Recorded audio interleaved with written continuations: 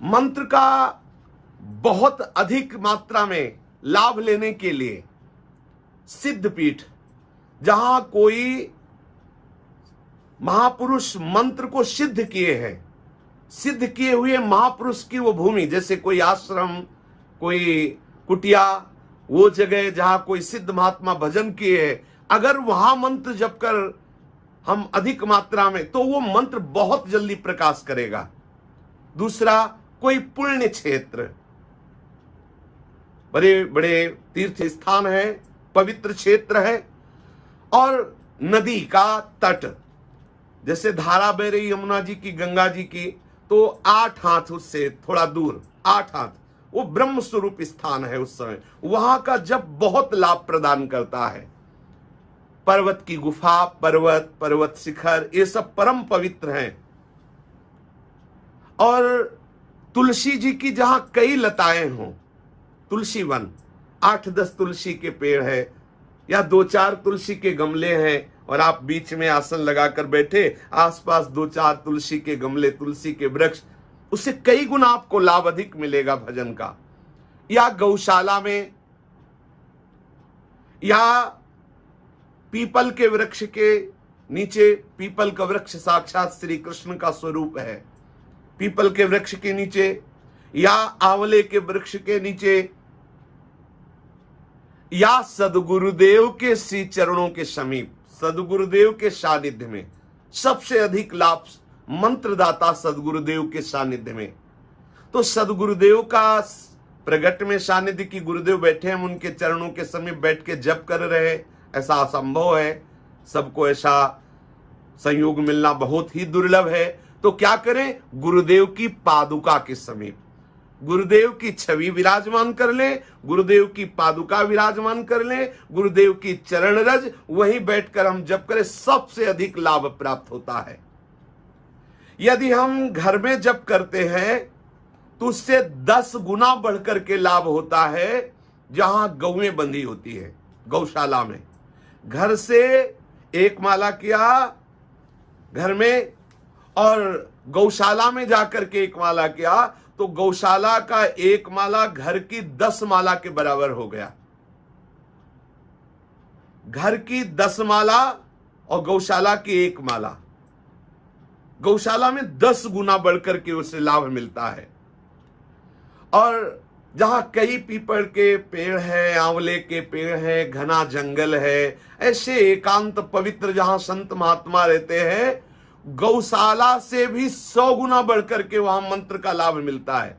कई पीपल के वृक्ष है, आंवले के वृक्ष है, संत महात्मा भजन करते हैं, ऐसे स्थान पे जाके यदि हम जप करें तो 100 गुना लाभ मिलता है। घर के जप से 10 गुना लाभ गौशाला, और गौशाला के जप से 100 गुना लाभ उस स्थान में जहां कोई भगवत प्रेमी महात्मा जप कर रहे हैं, जहां पीपल के वृक्ष है, जहां आंवले के वृक्ष है, जहां बहुत सी लताएं पताएं हैं, तो वहां जप करने से 100 गुना बढ़कर लाभ प्राप्त होता है।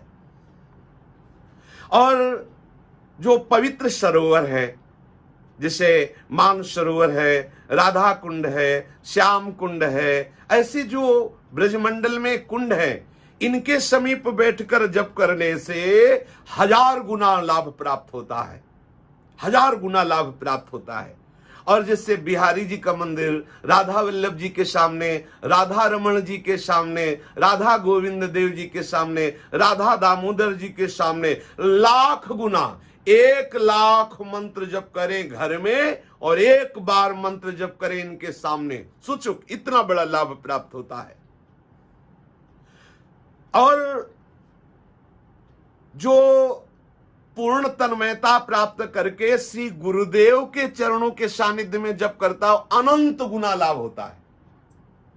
मंत्रदाता गुरुदेव के चरणों के समीप जप करने से अनंत गुना, इसमें गणना नहीं बताई, लाख करोड़, अनंत गुना लाभ मिलता है। स्थिरता पूर्वक बैठ करके ऐसे हिलना, पैर हिलाना, इधर उधर देखना, ये सब मंत्र के विक्षेप है। गंभीरता पूर्वक बैठ जाइए, जिस आसन पर बैठ पाते। यदि आपका शरीर ऐसा नहीं कि आप कठोर आसनों पे बैठ, आप कुर्सी पे बैठ जाइए, सोफा पे बैठ जाइए, दीवार की आप अटक लेके बैठ, जैसे एक आसन पे सुखपूर्वक बैठ गए और बिना कोई हिले डुले, बिना चंचलता के, बिना इधर उधर देखे हम गंभीरता पूर्वक गुरुदेव के द्वारा मंत्र को जपे। देखो, सुना गुरुदेव के चरणों के सानिध्य में अनंत गुणाला, तो गुरुदेव की पादुका, गुरुदेव की छवि, गुरुदेव की चरण रज, ये गुरुदेव का सानिध्य ही है।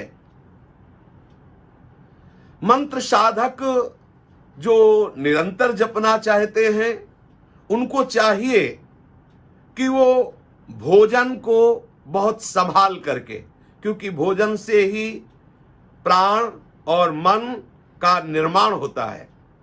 यदि अशुद्ध भोजन हुआ तो चित्त में ग्लानि होगी, भजन में रुचि नहीं रहेगी, भोगों का चिंतन होगा, भोगों का आकर्षण होगा, ऐसी भावनाएं बनने लगेगी कि 3 दिन से मंत्र जप कर रहा हूं, कोई लाभ, कोई परिणाम अच्छा तो दिखाई नहीं दे रहा। ये भोजन का प्रभाव होता है। चित्त मल विक्षेप से युक्त हो जाएगा यदि आपका भोजन सही नहीं है। यदि अन्याय से, बेईमानी से, छीन कर, चोरी डकैती से ऐसे अन्न कमाया गया, आप सोचे वो खा के भजन बने, आपका ठीक निर्णय हो, ठीक विचार हो, असंभव। क्योंकि उसके कमाने में ही अशुद्धि है, तो वो आकर के आपकी बुद्धि को कैसे शुद्ध करेगा। भिक्षान्न केवल ब्रह्मचारी, वानप्रस्थ, सन्यासी, वैष्णव इनके लिए है। गृहस्थ को सत धर्म से कमाया हुआ, शास्त्र सम्मत क्रियाओं के द्वारा कमाया हुआ अन्न पाए, उचित सात्विक भोजन। भोजन में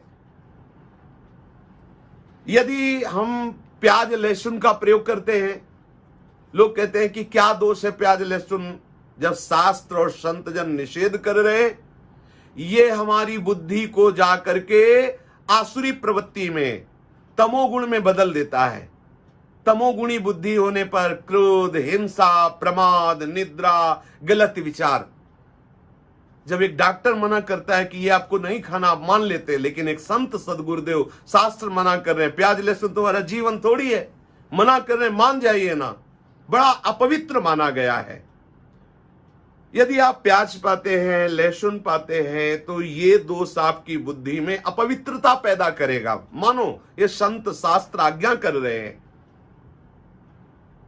जैसे शराब की बोतल में गंगा जल भर दो तो आचमन लायक नहीं रहता,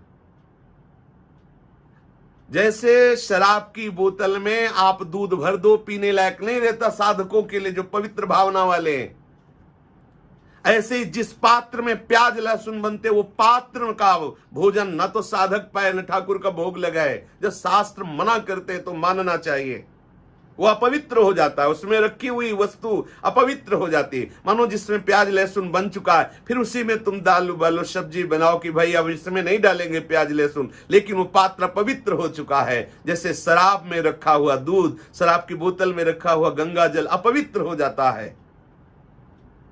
साधक को बहुत पवित्र भोजन पाना चाहिए।